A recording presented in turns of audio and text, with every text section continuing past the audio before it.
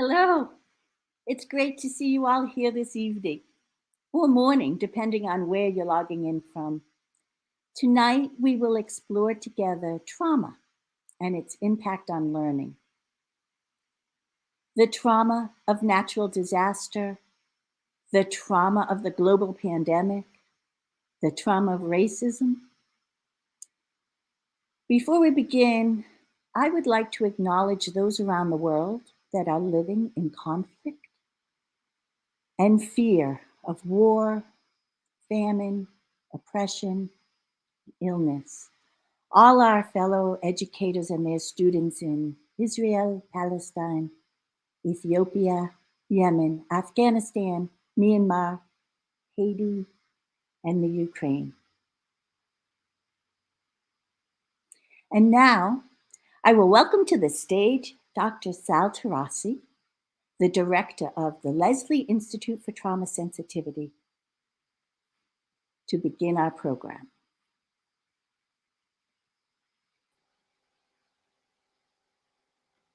Thank you, Patricia.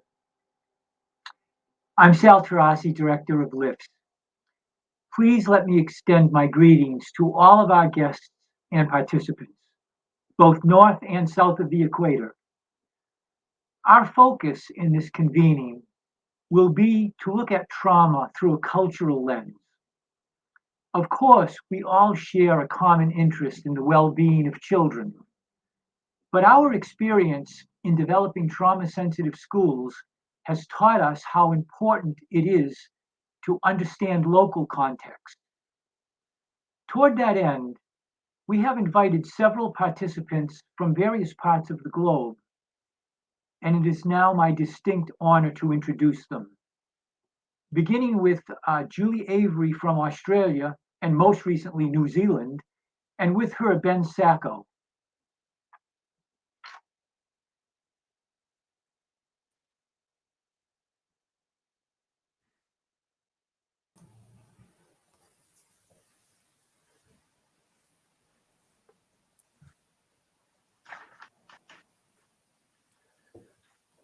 Hi, everybody.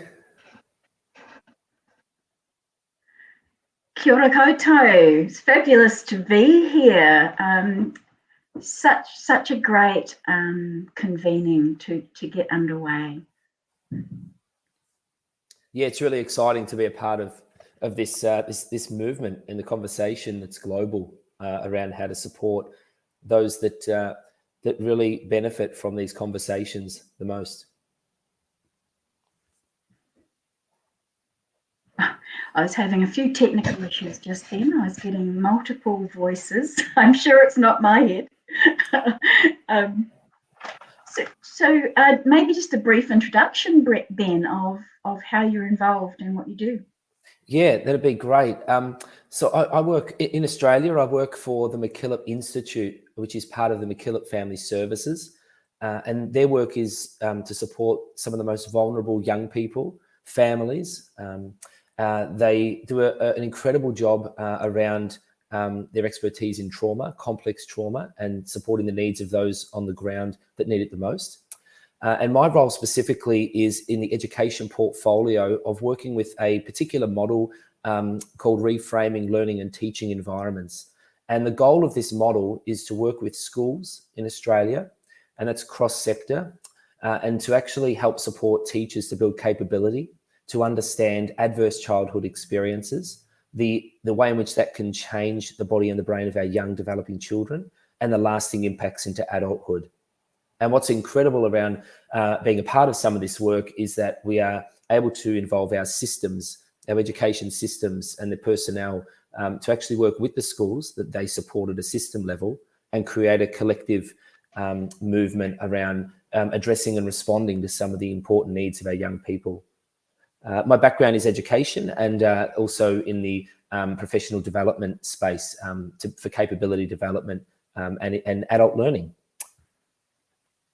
Julie. Great, lovely. And I'm, yes, I am zooming in from New Zealand, and I'm an educational and developmental psychologist. I've worked across a range of services, but many years in our Ministry of Education in New Zealand before moving to Australia and experiencing the system there. Also working with disadvantaged young people and their families across the complexities of all our siloed systems in mental health and youth justice, and residential care or out-of-home care. I'm at the moment working for Monash University in Australia and researching trauma-responsive schools. And it might be worth making that connection for our awesome audience that Julie and I, our paths cross because of the work that Monash and Julie is supporting the evaluation of some of our work on the ground with our schools. So we've been fortunate to work together and measure our impact and measure the change that we're trying to achieve. Yeah, thanks, Ben. That's such good work too.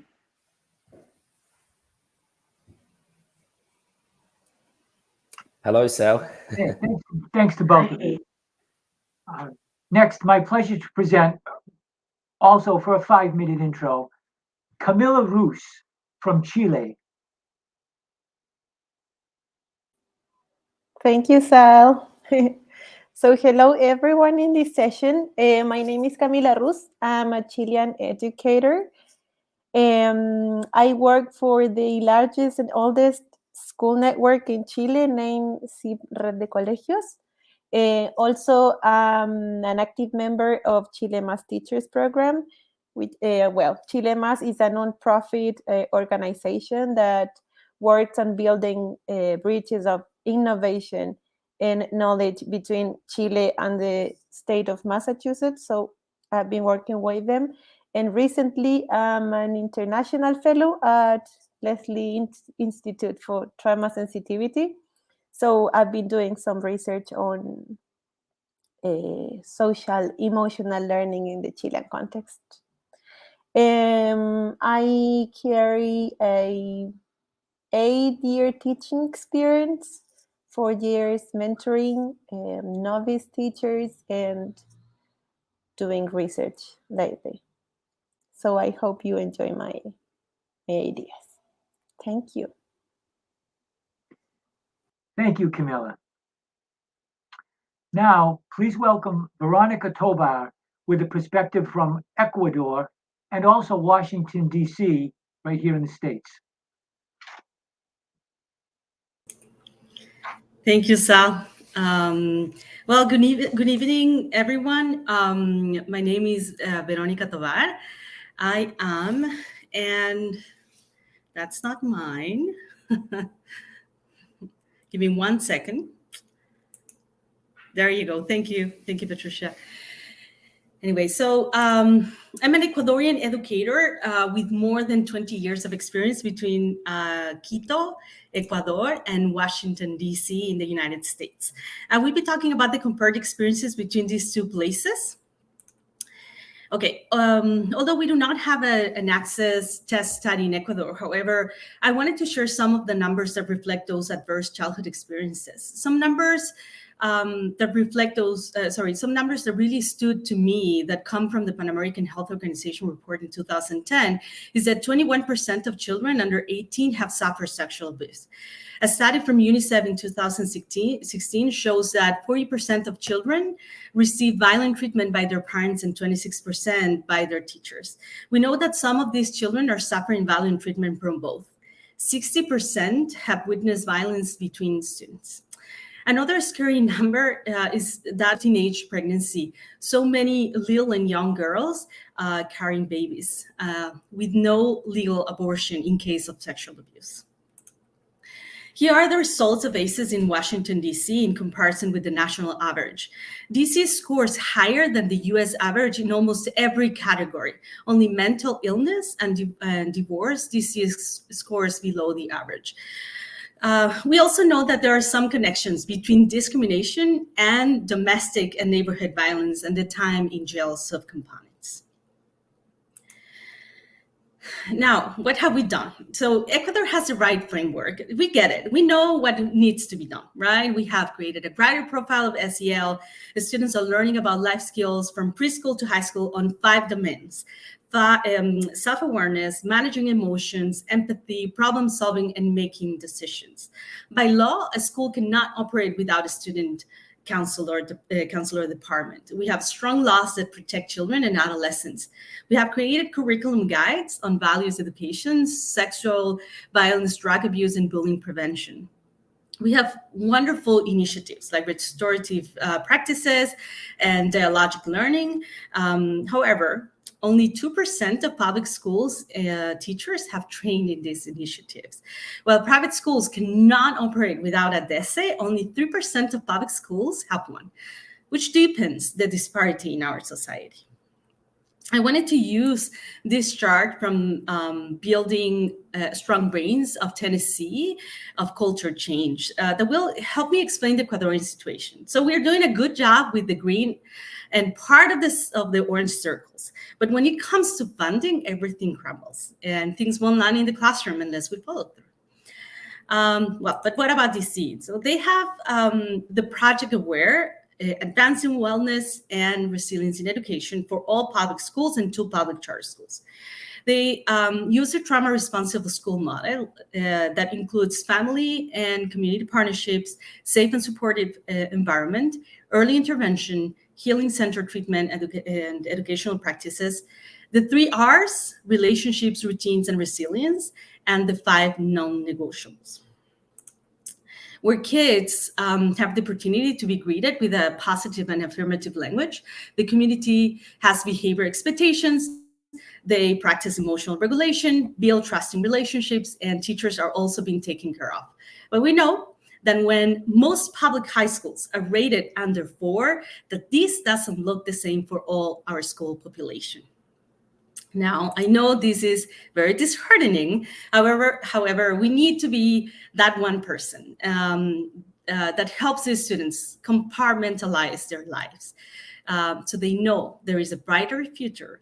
According to the National Institute for Trauma and Loss in Children, resilience research shows that those who do better than others exposed to the same traumatic experiences have at least one significant person they are securely attached to: a parent, a caregiver, or any caring adult. So let's be that one. Thank you very much.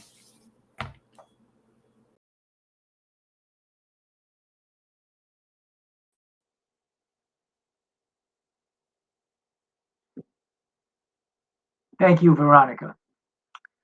And now from Louisiana, we'll hear a few words from John Newman and Alicia Boyani.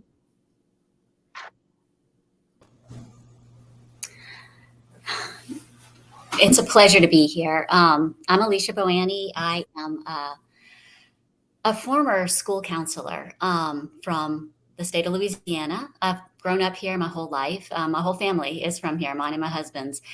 And incidentally, my father-in-law is a city court judge. So the reality of childhood adversity was near and dear to my heart, and it drew me into the counseling profession. I'm currently a licensed professional counselor. And so having that mental health awareness and going into the public school system here in Louisiana,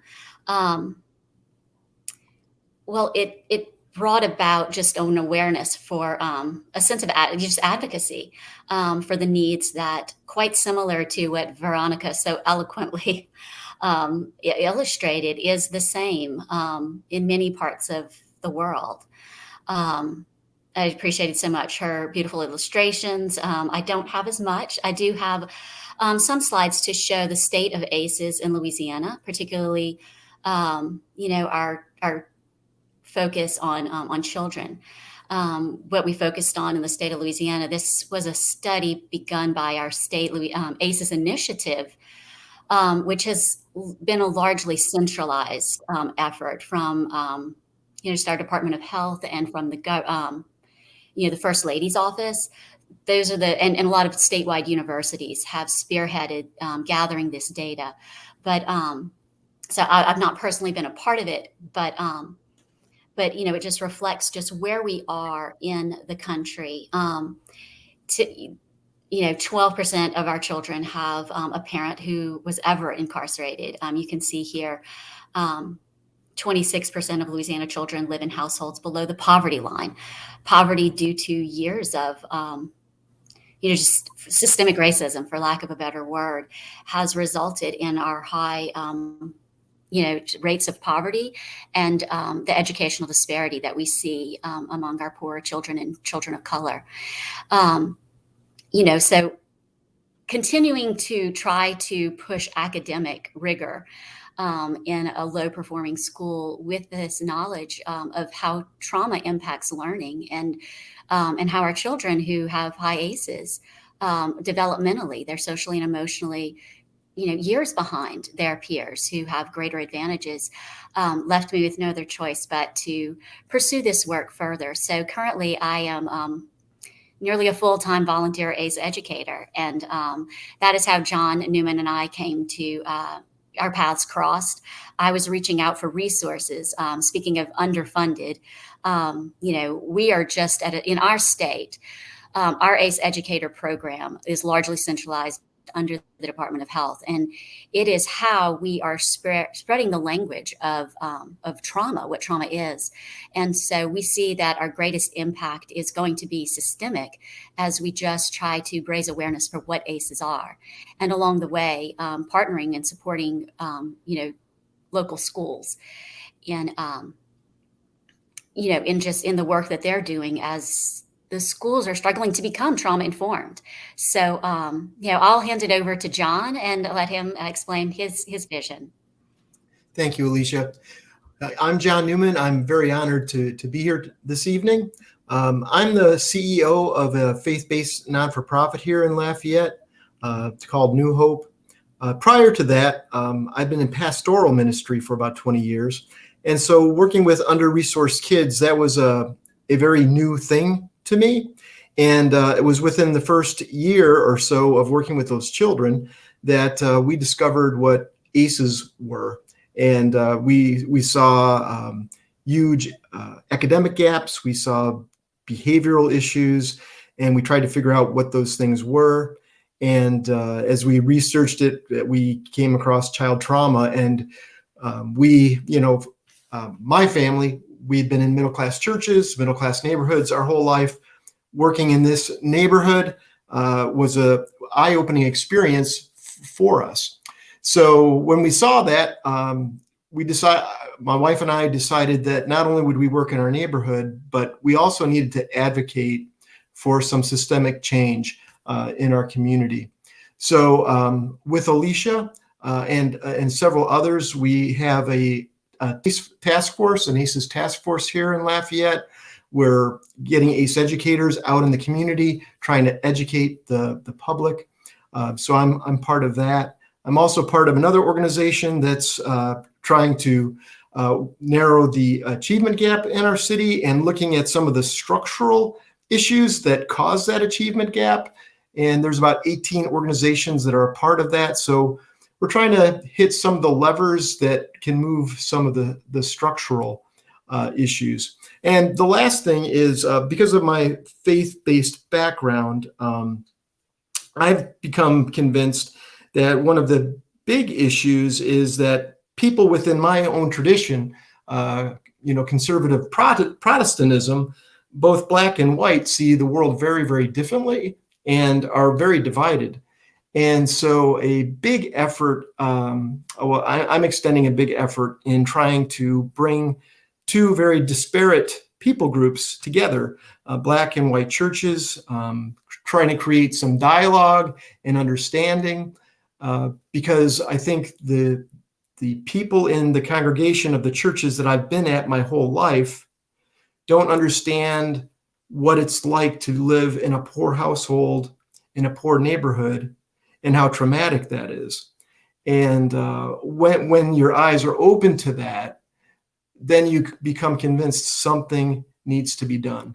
So we want to, one of our goals here in Lafayette is to connect those two communities so they can hear those stories, engage their hearts, and change some belief systems.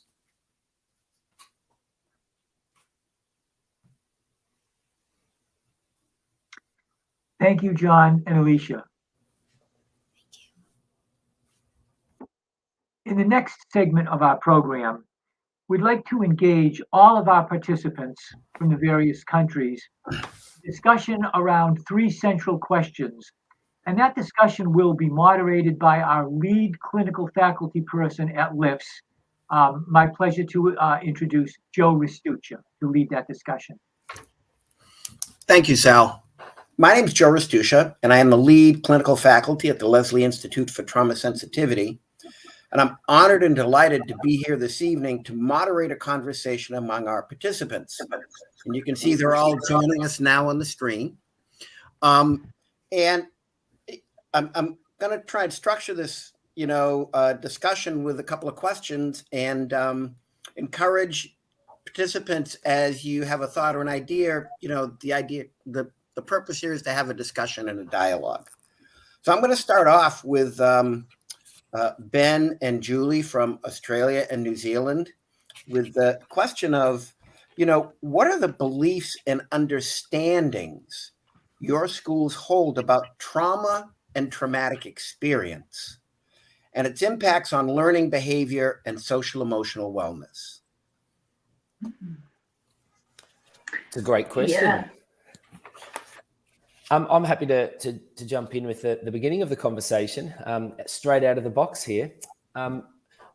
Talking about what we're seeing versus what we think, right? So what we're seeing on the ground with our schools is that there is a disparity between the terminology of trauma and the stereotypes that come with that, and the definitions around what is a young person who has had a complex trauma in their life versus, as some people on this screen have talked about, ACEs and even some of the challenges around adverse childhood experiences and grief and loss, and so they may not have experienced complex trauma, but they're experiencing challenging times when mum and dad are divorcing, or there's a loss of a loved one that was sudden, and that can have a real impact on that child's development if the right supports aren't in place to help them through that.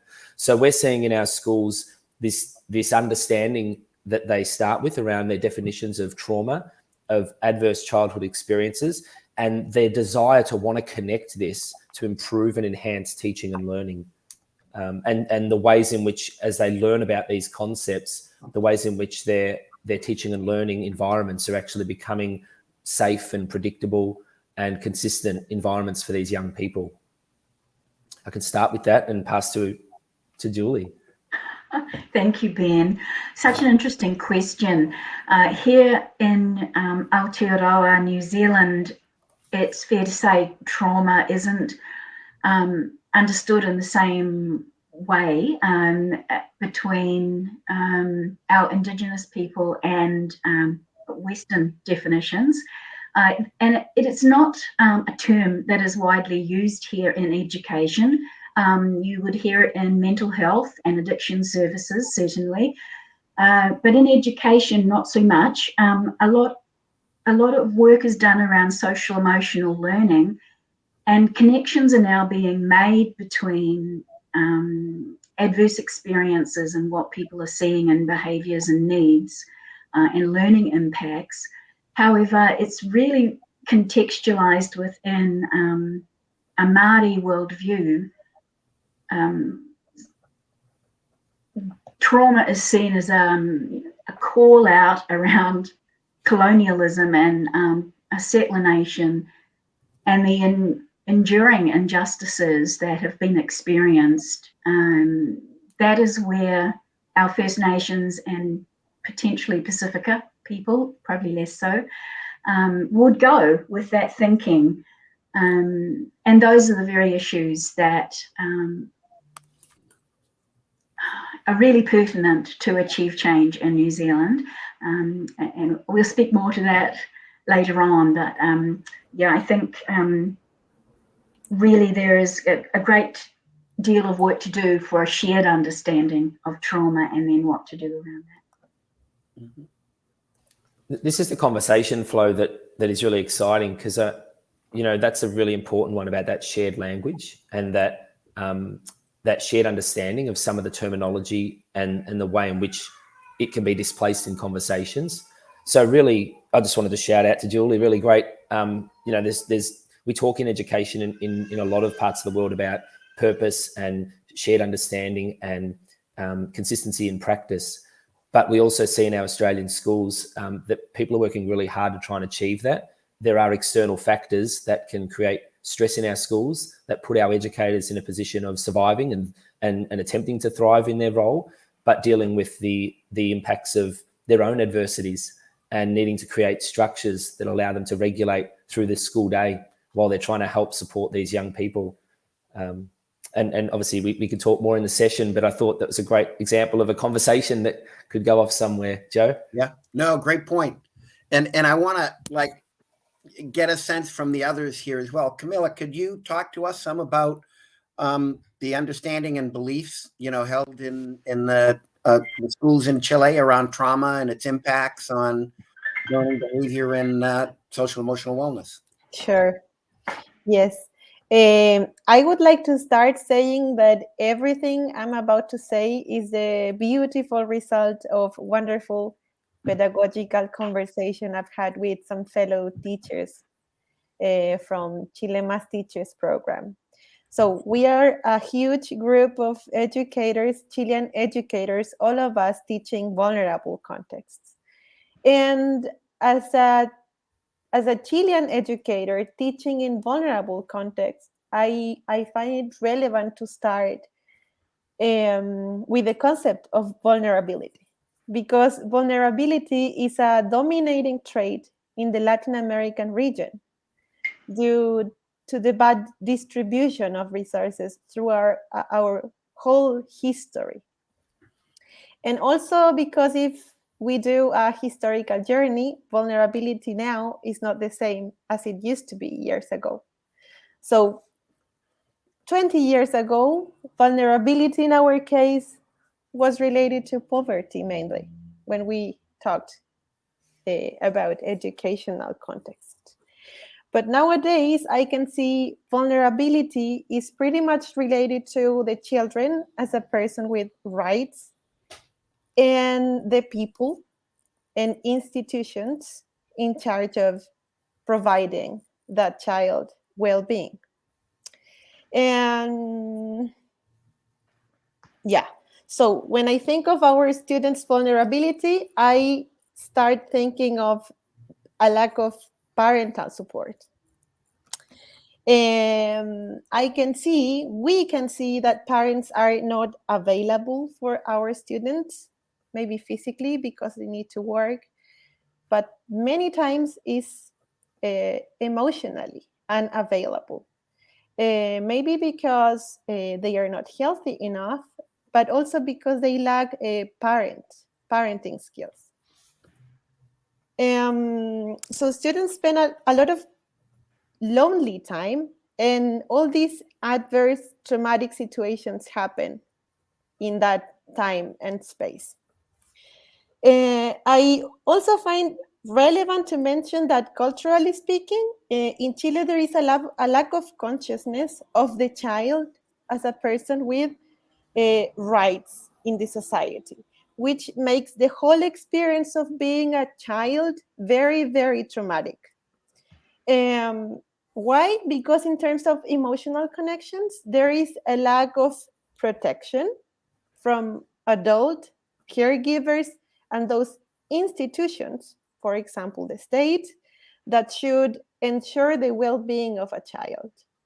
So this generates a learned feeling of hopelessness and despair that triggers mistrust, fear, and anger. So that's what they bring to school every day.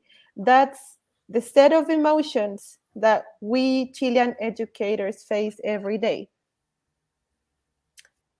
I don't know if you agree. Well, I don't think it's about agreeing, Camille. I think it's about reality in Chile and in the schools. And yeah, thank you. I think that's pretty clear and such a dynamic contrast to some of what we heard so far. So let me move to Veronica. Veronica, share with us the understandings and beliefs.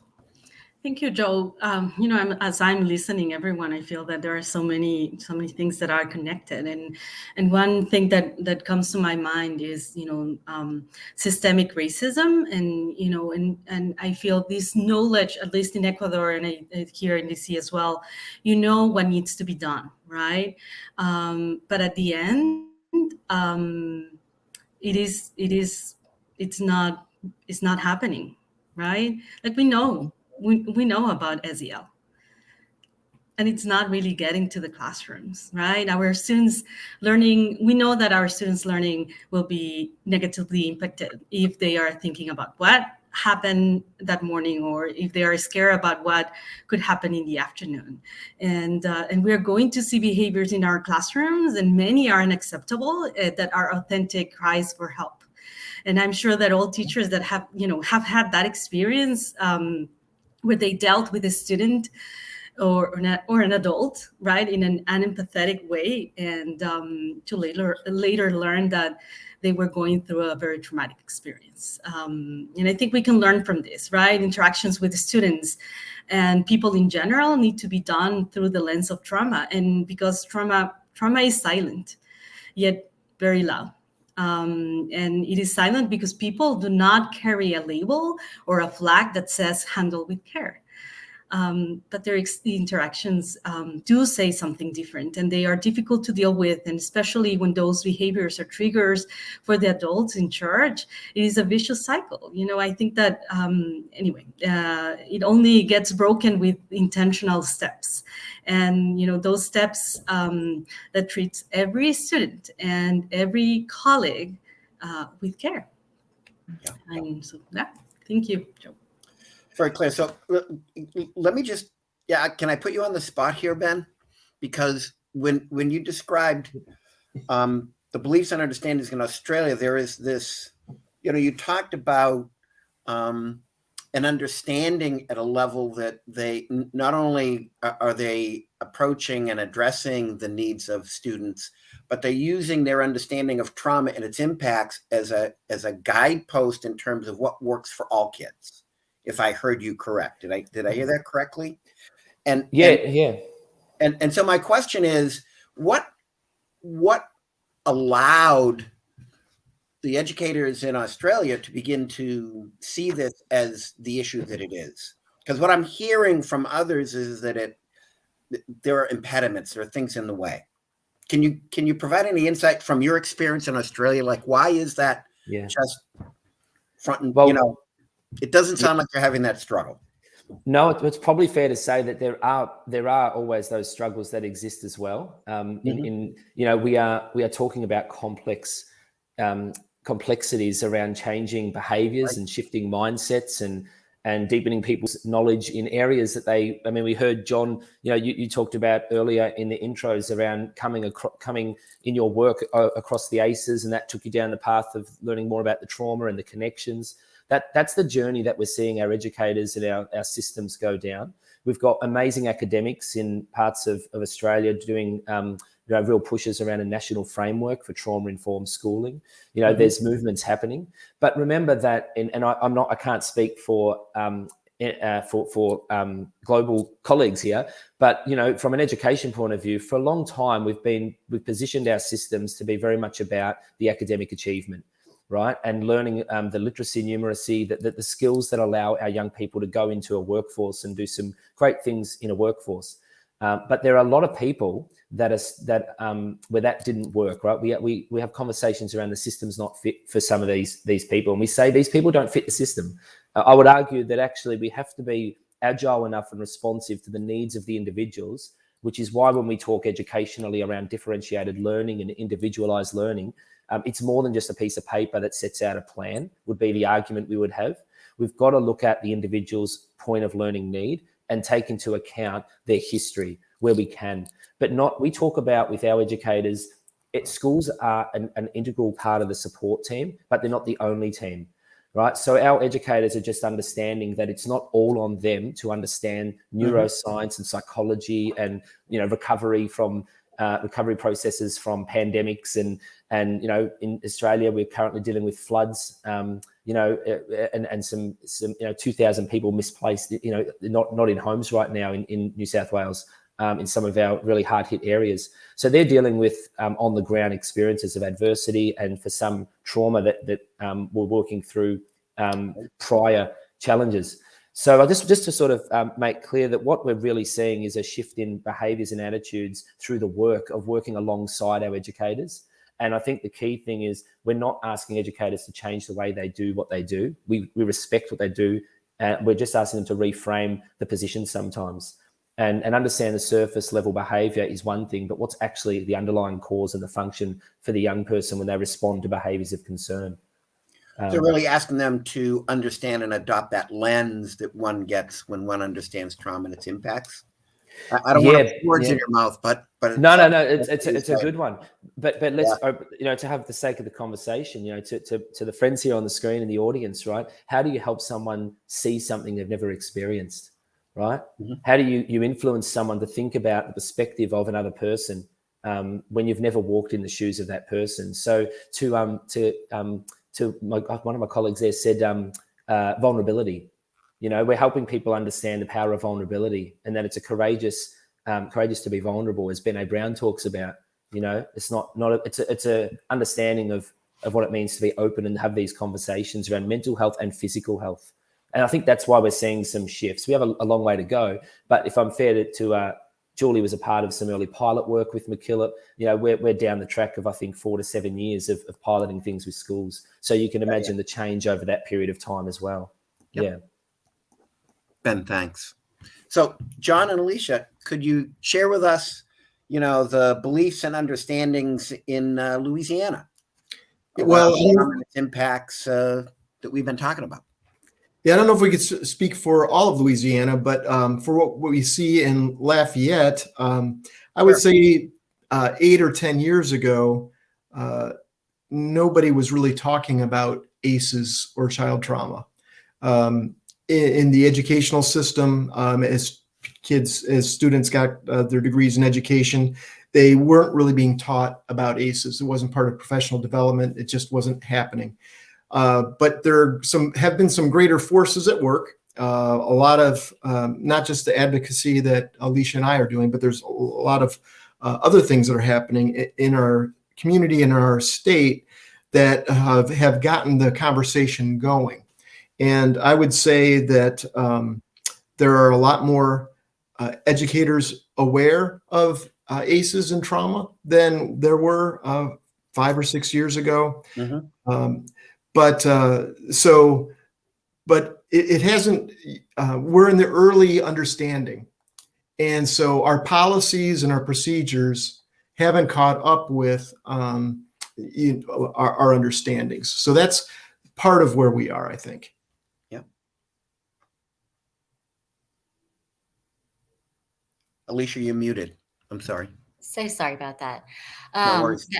The advocacy work that John is referring to is when I stepped into the position as a school counselor, it was largely perceived as a bureaucratic position, an administrative position.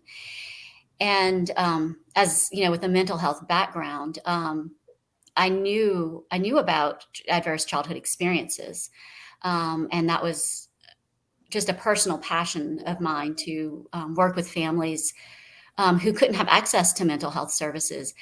And what I assumed that was, you know, it was at that time, it was probably 2018. It was 4 years ago now.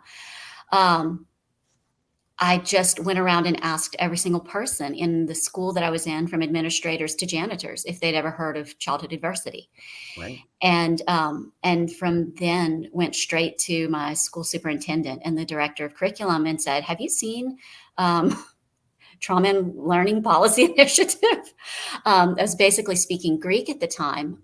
ACEs was still a card game, you know, in most people's perception. When you said ACEs, it was a very foreign concept. But what I was extremely fortunate to see at that time, we went from very little understanding of childhood trauma. Trauma in general was perceived as something that happened in a car accident. It was extremely isolated. And in the time that we just began, I was allowed to start a mental health, a trauma task force, and I was allowed very graciously to become an adverse childhood experiences educator and train our entire school district. In a southern state like ours, I considered that a very favorable hand. Yes, our ACEs are high, our childhood, and our understanding of ACEs and childhood adversity and how trauma affects learning is still has a ways to go.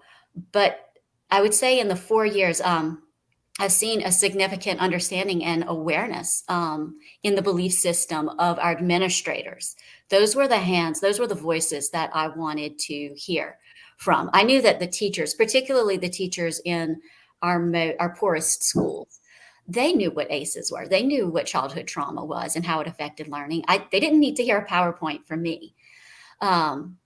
But it was the administrators who were removed from the classroom, who were removed from, those day-to-day, bringing uniforms and, wiping away tears, that needed to be reminded of how what their belief system was impacting their test scores and ultimately their school performance scores.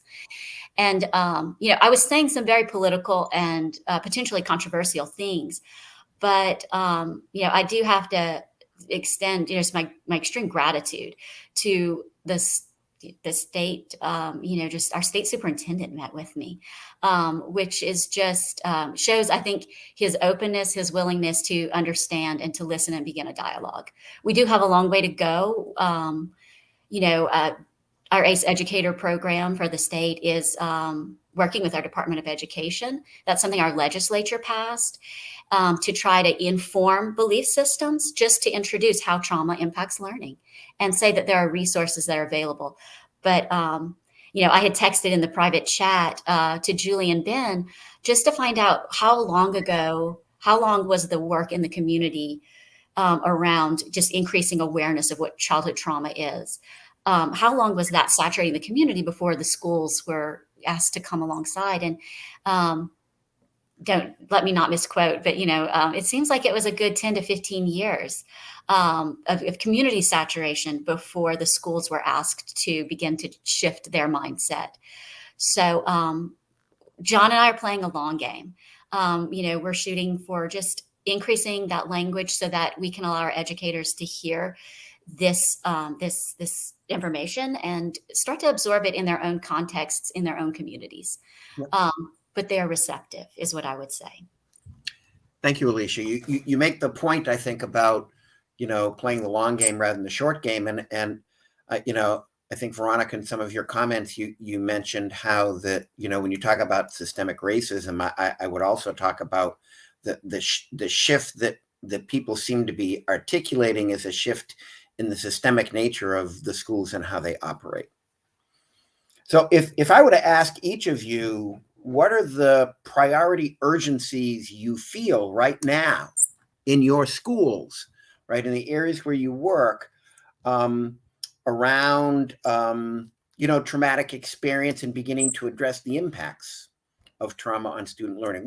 How would you articulate the urgencies, those urgencies? They could go on forever, but those priority urgencies that you all are feeling, right? And I think I'm going to start with Veronica. Thank you, Joe. Well, I think I need to separate my experience, the urgencies that I feel. I worked, as in my actual work, and those of Ecuador and DC in general. And I work in a public charter school that it's awesome, and we have a very diverse population, both in among teachers and the staff, and of course students, and that already creates a space that it's safe, right, or safer for all of us. But I want to talk about DC and Ecuador because I think it's where I see the most urgencies, right? And I do think that those, I'm very political. I feel that I'm very political, but those in power need to take it seriously, right? I see an urgency in breaking the cycle of institutional racism and discrimination. I think that all students and their families need to be valued, feel safe, be represented, and have access to equitable opportunities. I believe that schools need to be aware of their hidden curriculum. And teachers need to understand their power, the power of one. As teachers, we have a huge responsibility dealing with our own trauma and triggers.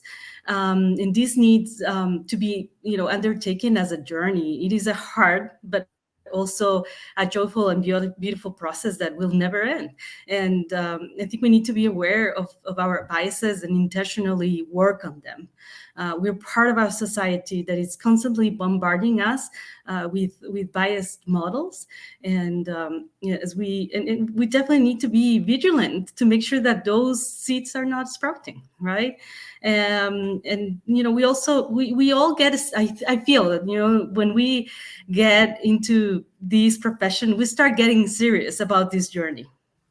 And for me, coming, I have to say, I recognize I coming from a privileged environment with zero ACEs.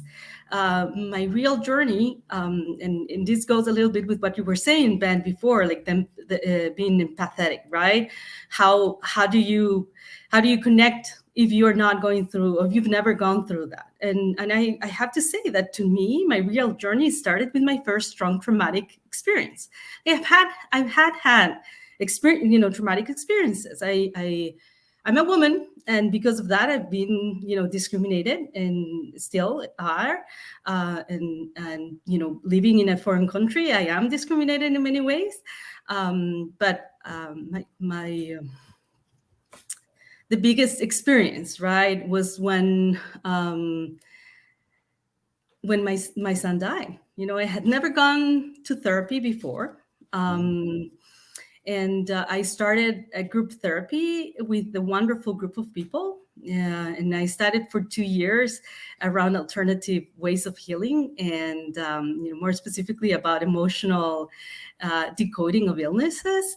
And the truth is that those interconnected experiences literally rewired my brain and the way I live my life, and of course, the way I teach. Well, thank you, Veronica, for sharing that deeply personal motivation. And I think hear you very clearly. It's, when does the leadership of schools at a very high level, or the country, the culture, take this seriously? It's one thing to talk the talk, but when are they going to actually walk the walk? Yeah, thank you. Julie, what when you think about New Zealand and some of the things you've described, like how would you articulate your, priority urgencies? There's a lot of overlap with what Veronica was sharing in many ways, and also thank you for sharing your personal journey of loss, and that has made me think back to how we frame education and our roles as educators, whatever they may be in the school system. And I believe there is a shift happening in New Zealand that had its roots many years, maybe 20 years ago, when we were, as educators, confronted, if you like, with the treaty that was made with our Indigenous people and never honoured, never fully honoured, and in many ways never honoured at all.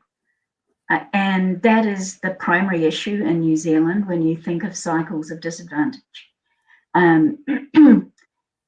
There is racism. There are the enormous opportunity gaps in health, in employment, education levels, in our prison systems, so in accessing services that may help, in having well-resourced Indigenous programs, even though we have had these programs for a very long time. And it is nothing new now. We're talking, because I'm getting a bit old, we're talking about the third generation of educators coming through who are trained, like treaty training is something we all have. It's not a one-stop shop. It is revisited all the time. And as Veronica was saying, this is a life journey. This is not thinking that let's learn about this thing and apply it in some way and change our policies and practice. This is a complete reset of how we think about ourselves in relation to each other. And whatever that other is, that we find ways to connect, to build identity, and to see the positives in difference and the positives in even the conflicts, if you like. That's just probably a far too strong term, but in discussions where you feel like you need to just be quiet or you're going to cause a riot, that we embrace those more. And as a very English colonized nation, we tend to steer clear of those sorts of conversations. And I feel the urgencies for us now is to really reset the thinking that I'm a teacher, you're a student, you're learners together. And that is very much part of our Māori pedagogy, that the teacher learns as much from the student as the student learns from teachers, and that the ancestors are present in the room because the student is present in the room. They bring their ancestors with them. And this thing about land that we've taken over pretty much in New Zealand is a fundamental identity point. You can't teach around anything in the world, history, sociology, science, and remove culture from that and cultural knowledge. So it's positioning ourselves to value other ways of knowing, valuing other knowledges, and embracing those and learning from each other. And you probably realize I never said trauma or ACEs in there, and I think that is just reflecting how New Zealand talks about these things. We talk about it differently, and I would have to explain myself if I went into any given school what ACEs were. You just don't hear that here. But if you start talking about cycles of disadvantage, of the poverty, of the racism, of the impact of being colonized, people will understand that. Yeah. And so as you talk, it strikes me that you and Veronica, there's so much overlap in terms of there is this need to shift, if you will, those underlying assumptions that we've been operating under for so long, and that is really a reset individually and personally, as well as a reset culturally and in our large community. Yeah, thank you, Camilla. When you think of urgencies in your schools, it's been a pretty heady discussion so far, but where do you come out? Yeah, I want to be as brief as possible. So I would say, first of all, as a society, we need to recognize a child as a person with rights.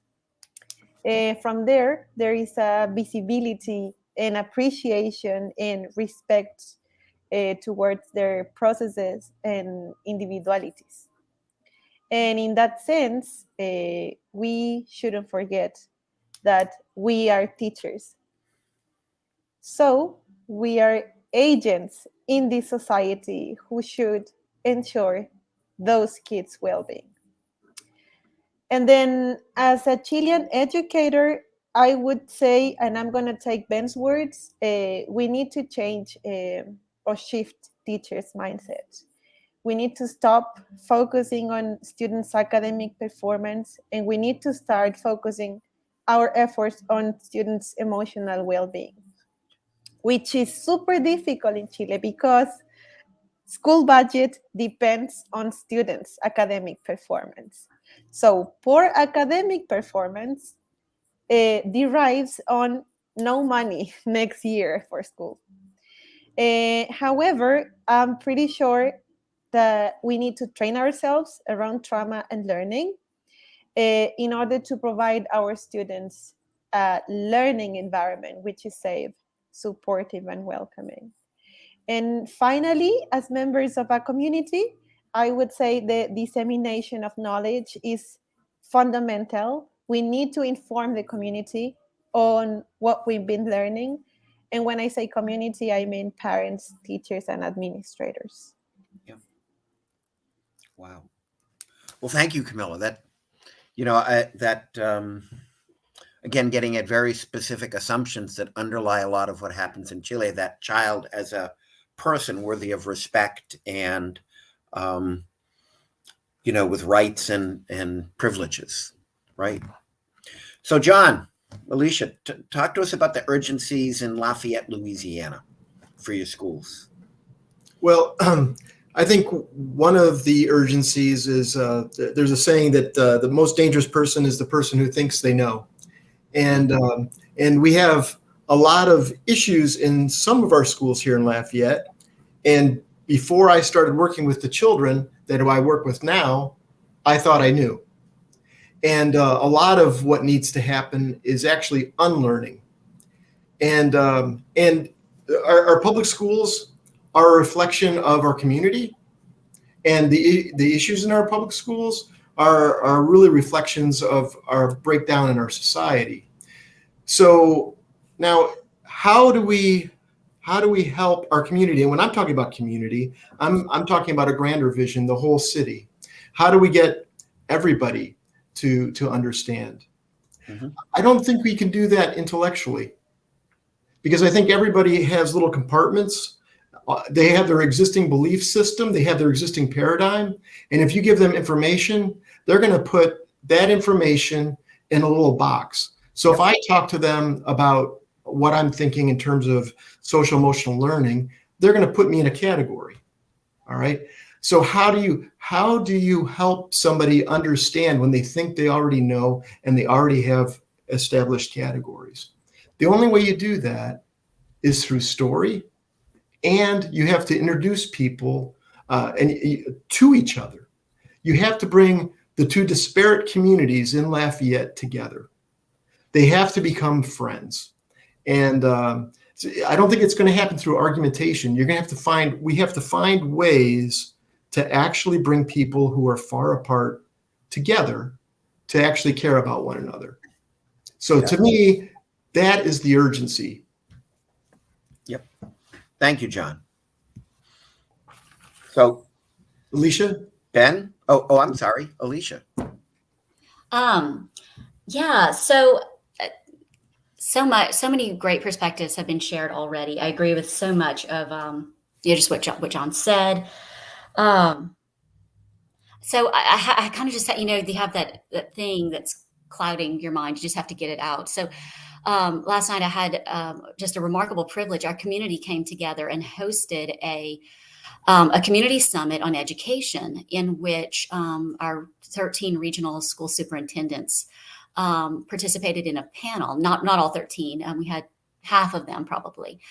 And so they and some of our teacher leaders who were nominated and awarded were given a chance to answer this very question. So it was interesting to hear what I heard as their perceptions.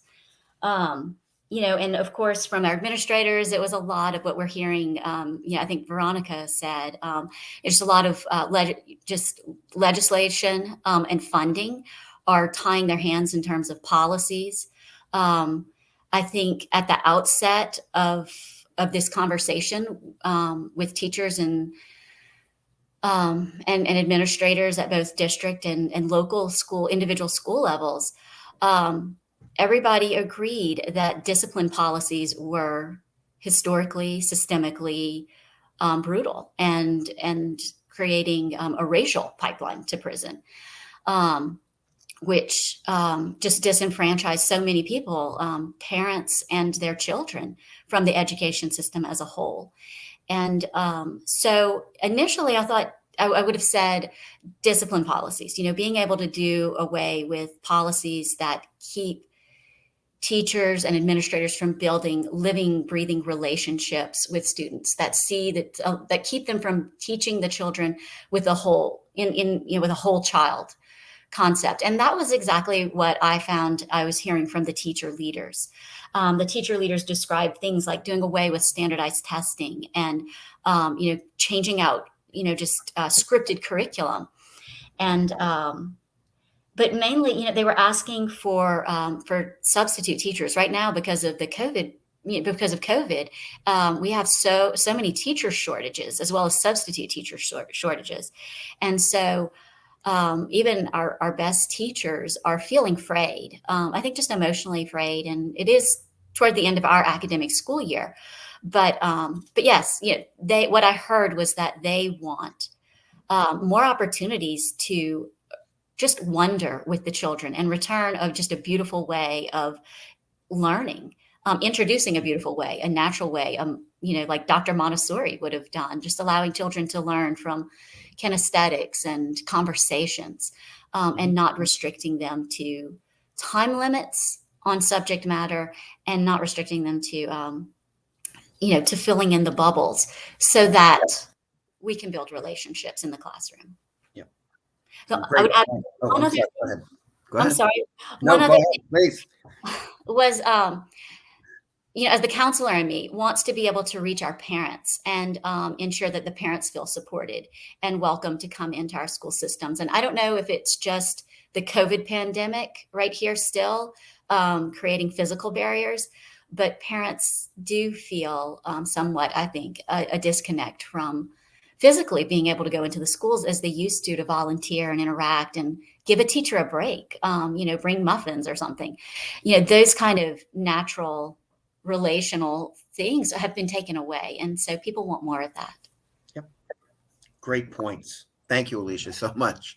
I'm sorry I kept, I was misreading. I thought you were done. So I want to now come to you, Ben, and ask, how you would articulate the urgencies, the priority urgencies of the schools you're familiar with in Australia. Firstly, I would be there if there's muffins and cupcakes, Alicia. So that's the simple stuff that makes a difference. Really, in answer to this question in the most concise way, what I love about this is we are, apart from I know Julie, I don't know any of you, but yet here we are with our audience as well, talking about something because we connect to the purpose of what we're talking about, which is to enrich the lives of those around us that are either less fortunate from the minute they were born. They didn't ask for a particular life. They were born into it. And we have a culture sometimes where we hear people say, oh, but everyone's got the same opportunities. Well, I'm lucky. I've got, in this example, both arms and both legs. But I know a friend of mine who I met through school wasn't born with one arm. That's not the same opportunity. People experience struggle in their life, but they also can start their life, with a world that looks differently at them. Now, it's normal for him to experience his life, how he was born. But then you throw into the mix, which we see with our young people, the influence of TV, reality TV, the influence of technology and social media, the influence of the way in which parents were parented. And they mean well, but they're parenting based on the learnings that they had. In answer to your question, I wrote a few things which I think people have really brought home here. We hear from teachers in our schools, we don't have time. We don't, not time to do trauma-informed practice, as in we don't have time to do what we love. We feel that it's an overcrowded curriculum. We feel that there are meetings after meetings and there aren't necessarily actions that make our day better. When we started listening more because we wanted to be attuned to those needs of staff, of educators, what we realized very quickly is that they're not saying they don't want to do some of these things that we talk about, learn about ACEs and the changing body and the brains of young people. Right. What they're saying is they themselves are operating from a position of high stress and they're not feeling like, to use terms like window of tolerance, right, in neuroscience, they're not feeling like they're able to operate in the creative, innovative space. And what's happening is we are losing good teachers. Yes. We have over 50% of our educators in Australia with a Bachelor of Education, a teaching degree of some sort, I should say, to correct that, are not in the profession at the moment. We know in the first 5 years, we're seeing a lot of graduates leave the profession. Yep. I met with a few graduates 2 years out, and they said to me in some of our delivery last week, they said, I don't know if I want a career in teaching. It just seems like everything is everywhere, you know? And we've got to change. I think an urgency is to change the way in which we create our curriculum requirements, which is a big one and takes time. But why, with COVID over the last 2 years, would we ever expect a little grade 3, so a 7-year-old, for those that have different ways of talking about this, to understand the 2 years of learning when they had disrupted learning and remote learning? Right. They haven't mastered the curriculum. But now we're asking them to master curriculum that's 2 years ahead of where they actually were able to be learning. And so I think an urgency is to look at some of the way in which we expect curriculum to be rolled out in schools, and include things that don't hinder recovery for those that are experiencing trauma or adverse childhood experiences.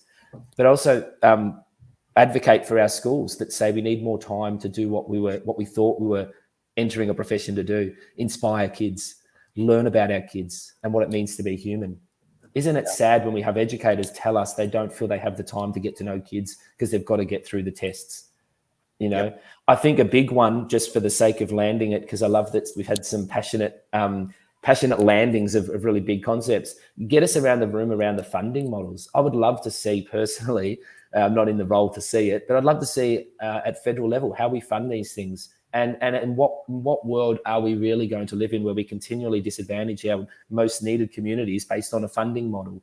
You know, you don't meet the need on census day, therefore we're not going to give a school certain money. I think there's really systemic issues and political issues that need to be addressed. But on the ground, and only other urgency that we're seeing in our schools is 0 to 8-year-olds. How we can get in early and start supporting the knowledge around this for, if not intervention at that age, it's about prevention. So when a 5-year-old who's experiencing a learning environment with their teachers has an experience of trauma 5 years later, they've actually been exposed to the safe, predictable environments and the way in which we can talk about this for recovery when it lands in their life. But I come back to the muffin, Alicia. If we can have muffins, and I think there's probably many audience members thinking our parent engagement is huge. We've all been hit really hard with COVID and the impacts, which has probably accelerated some of the urgency around what it means to be human and getting together. And just, you know, despite a few things happening across our globally right now, which we all understand, just get back in the ring together and be friends. You know, the ring of love, not the fighting ring. You know, the circle of working together for a common cause. You know, enough's enough, we almost have to say. Yep. Thank you, Ben. And I want to join that bandwagon on the muffins, whether they're blueberry or otherwise. You know, I think white chocolate, Joe. White chocolate. There we go. There we go. I'm in.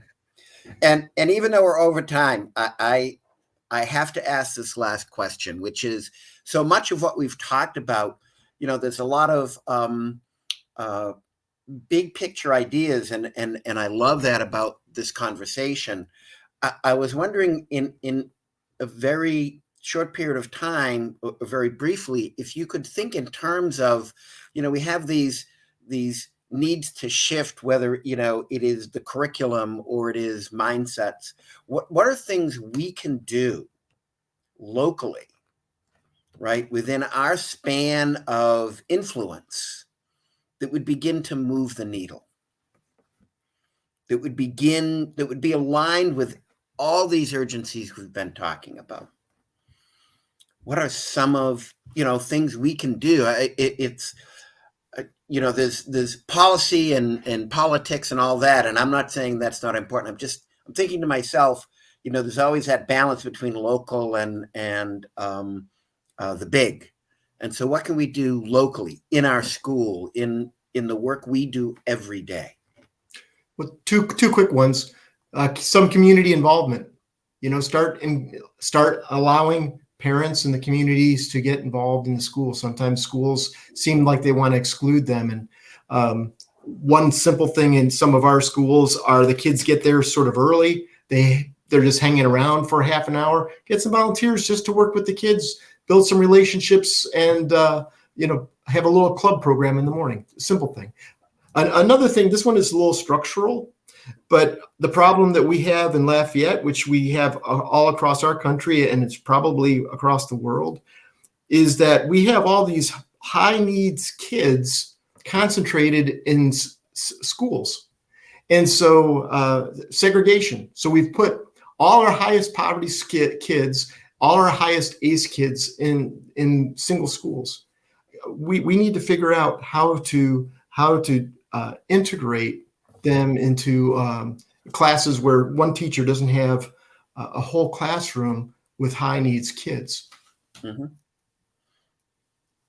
Yeah, I'll jump in with a quick one. I think always allow student agency and voice. You know, we know there's more research coming out. Kids know how to articulate, whether it's through behavior or through verbally, what their view is. Let's give processing time and airtime for our young people to tell us what they need in our schools. And our schools and our systems need to remove the small thing teachers can do is remove this idea of controlling the classroom and the individual, because we have no right to control another individual, right? Basic human rights. Give young people a chance to say, I'd like to explore this with my learning. And just the other quick one, I think, is to what John said, is parent engagement. It's not that for some of our schools they don't want to do it, but this is too hard, is some of the stuff that we hear. It's too hard, we don't have the time. I think we're going to cut at a school level, a local level, audit where you spend your time, where we spend our time, and work out what's meaningful, what's giving us impact, and what's not. Let's can it. Let's actually say for 6 months, we won't do these 3 things because we've done it for 4 years and we haven't seen any gains. Why keep doing things that aren't, that doesn't cost anything to audit your own initiatives at your school and work out what's worth doing still. It's just having the right people around the table with some awesome muffins and then getting it done. I'd say those 2 things. Yeah. No, I particularly like the idea of student voice. I think there's a lot to say, and I think, to be clear, that if we solicit student voice, that we listen and we act on what they're saying. Others, local actions. I want to say, I agree with John. This intentional. We need to be intentional in our relationships, right? We really connect with those students, connect with those families. And one thing I want to say, for all schools is, work on your hidden curriculum. There are many things that impact our students that we're not aware of, that are part of who we are. Every school has a personality, and we are not aware of those things. And that hidden curriculum could be either empowered, right, or you need to work on it. If it needs to get it, to get away, you need to get rid of it, right? So I think that would be it. Okay. Thank you. Others. Should I continue? Yeah, please. So I strongly agree on my colleagues' ideas. First, I think it's extremely important to rethink ourselves as a community, we are inserted in a community. We know that we are very responsible to each other. However, over the last 2 years, we've been living very individualistic processes due to the pandemic. So I think we have a huge challenge on rethinking ourselves as a community and rebuild this sense of belonging, where everyone belongs to everyone in a school community. Also, I think it's fundamental to continue providing these spaces, whether face-to-face or online, for reflection and discussion, because from here we can share ideas and thoughts, co-create, and gain or update knowledge on trauma and learning. So to finish, I would say, from a very personal experience as a teacher, I would start going from research that I already did to working on a plan to make it visible in my lesson. Yep. So to take the research and the thoughts and make it, put it into action. Take action. Yeah. Put it into action.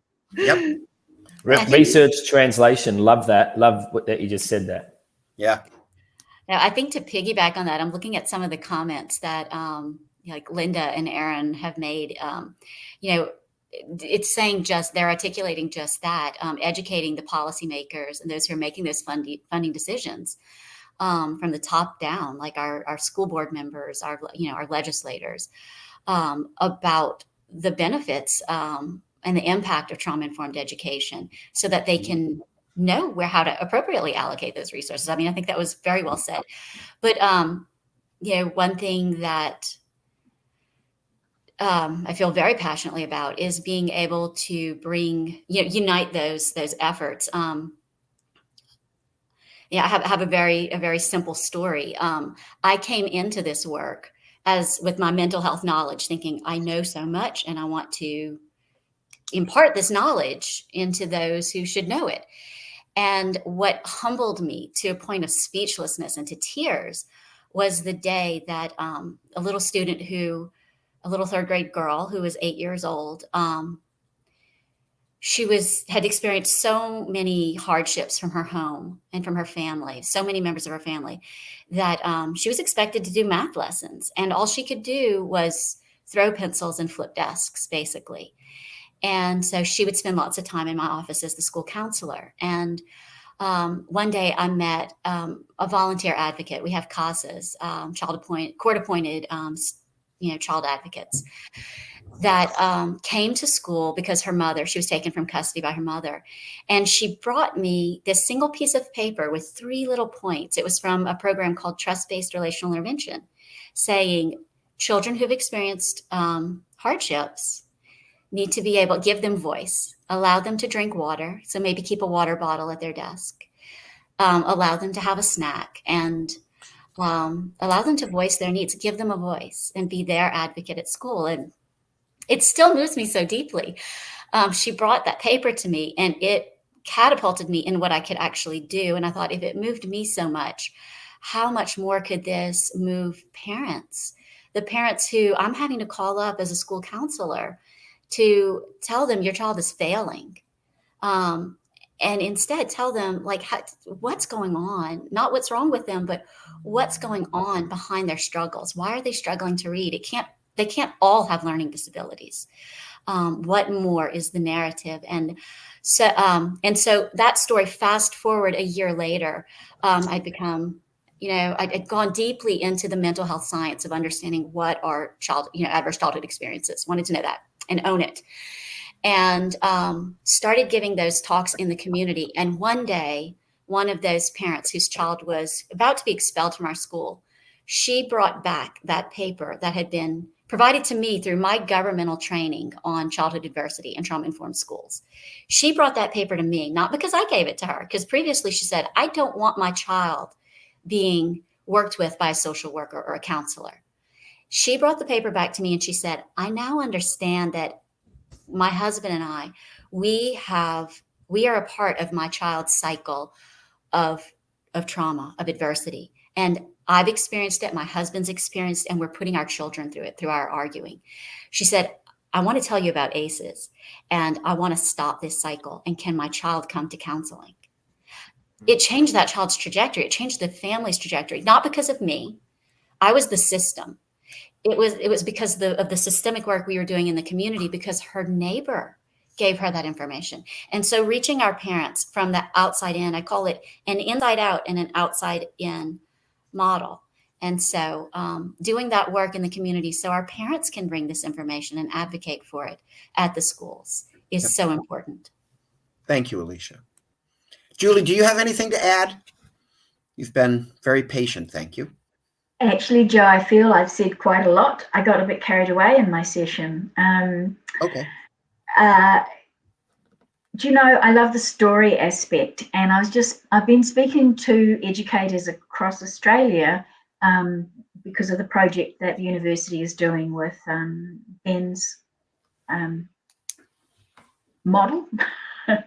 And this educator was actually tearing up online in an interview, saying, you know what made the difference for our entire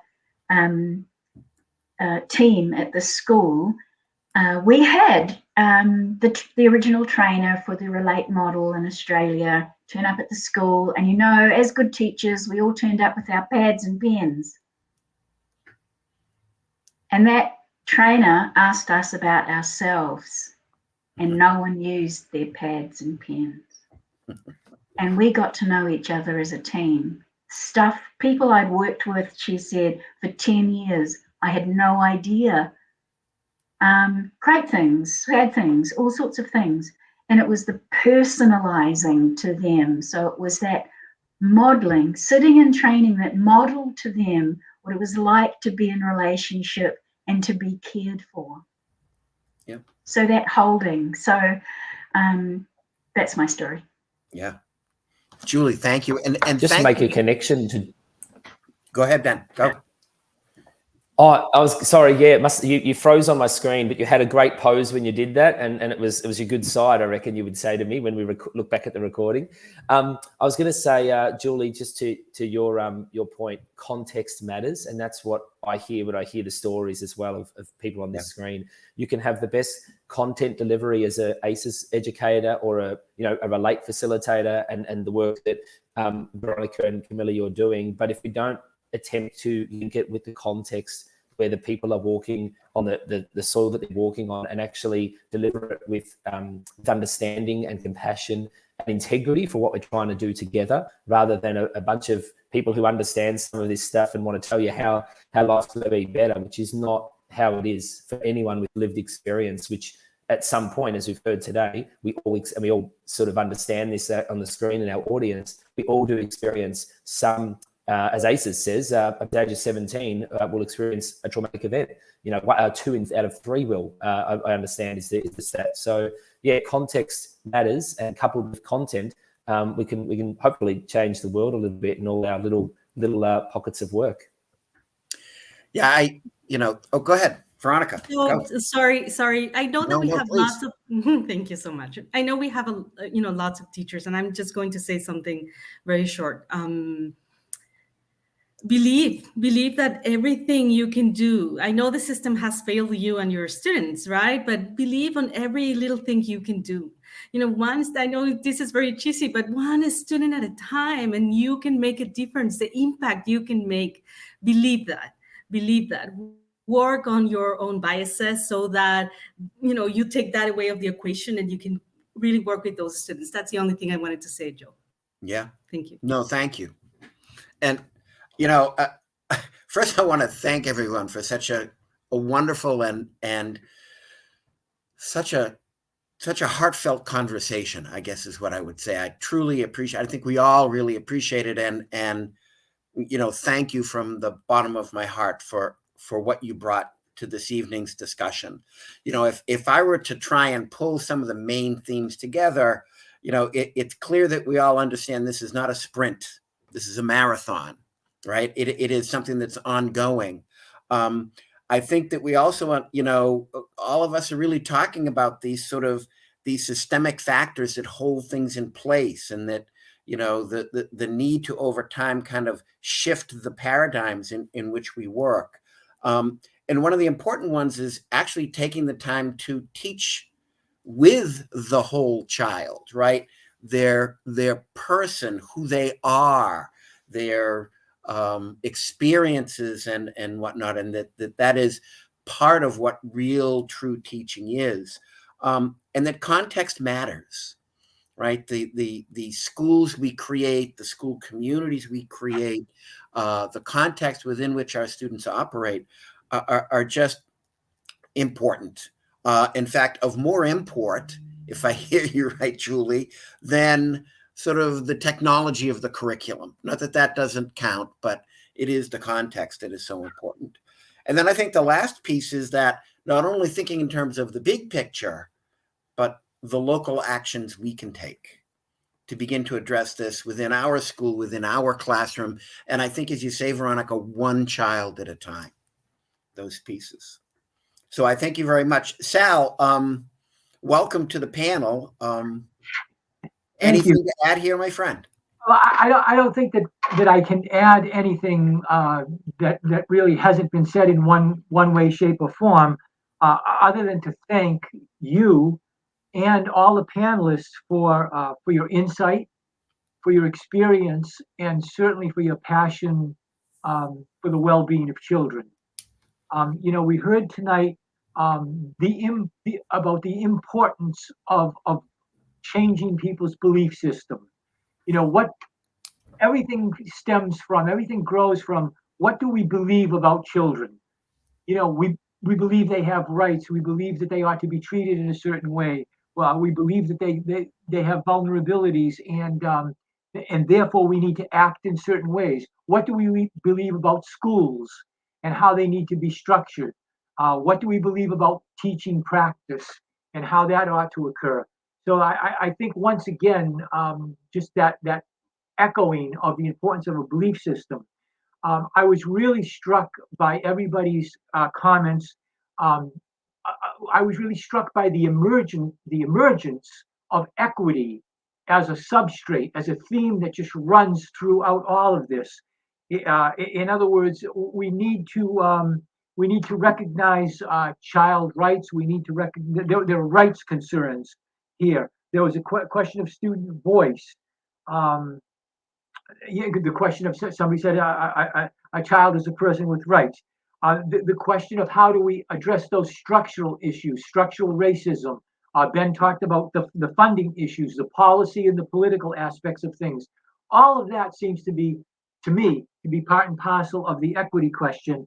And then we heard about the growth of this sort of multi-level action plan. In other words, what started out for many people as wanting to do something trauma sensitive for an individual kid became a trauma sensitive class approach, became a trauma sensitive school approach, then the trauma sensitive thinking in terms of a trauma sensitive district, and now, of course, John talked about the importance of community activism.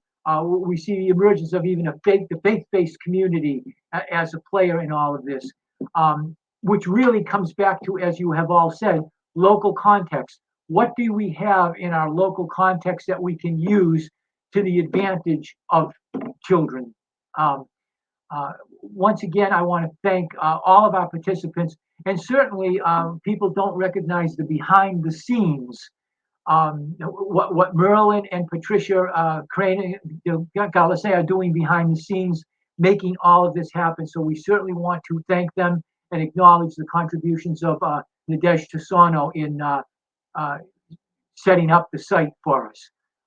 Patricia, any final comments? Yes, I just would like to ask everyone on the screen, as well as those in the audience, what should our next steps be? This is our very first international convening, and we want to hear what were the big takeaways and what should our next steps be? Patricia, that's really easy. Yeah. It's muffins in New Zealand. I don't think Julie's joking. And for our audience there, I don't know about you, but I have a sudden craving after this to go and get muffins. So we've got this muffin joke running, but isn't it nice to have common ground? I wrote for next steps. You need to have another one of these. I mean, these are fantastic opportunities for us to talk about something we all have a connection to and learn from each other. I think we just demonstrated that we're all in different parts of the world, but look at what we're talking about and using technology for good to start this conversation. So another one of these or a series of these and keep expanding. And obviously I can only speak for myself, but I know I'd be very interested to either participate or just to listen, if not a panel, to actually be a participant. And the takeaway, I think for me has actually been in hearing the stories of people on this screen and learning more about what's going on outside of Australia. And it's gotten me very excited to use social media and connect with people on this screen, whether it's through LinkedIn or email, and just stay connected.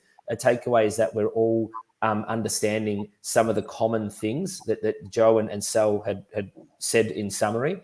But there's still, the takeaway for me is there's a lot of work to do, but we're not on our own when we need to do it. And that's what I think has been a real takeaway from this group, and hopefully our audience feel the same.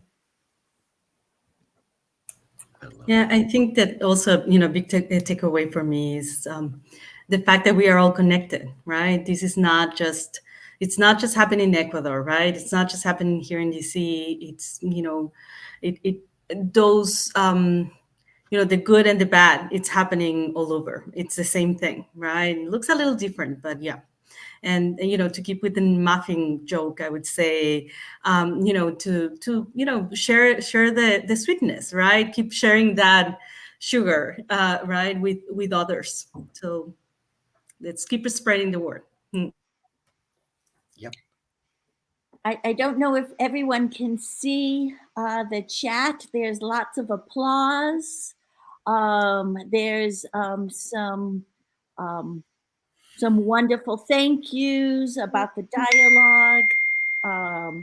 And I want to have everyone save the date. Yeah, I'll put this one up on the screen.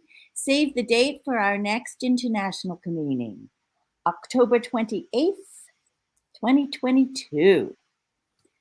There's also a great suggestion from Linda Knight around specific issues as well, which could be great. So there's some fantastic insight coming from people through this comment section.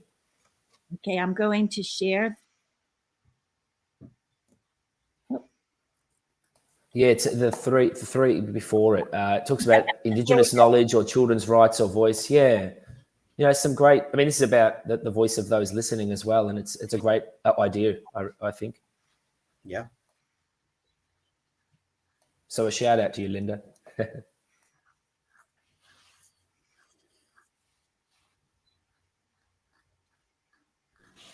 So being a pastor makes me think about, like evangelism, and to change the political structures, politicians don't lead, they follow, and you really have to get the community support. So how, one possible question is, how can we all be evangelists? How can we do that? Let the whole community, so there's community support for this. And it emerges not from us, but from the community. Mm-hmm.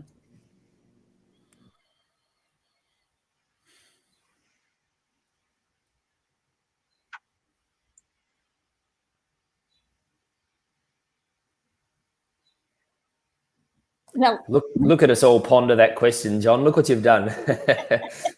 Great question. it was an amazing conversation. I want to thank especially the panelists and everyone who came to join in the dialogue today. And let's do the power of one and act locally, and let's get together again very soon. Thank you all. Thank you all. Mm-hmm.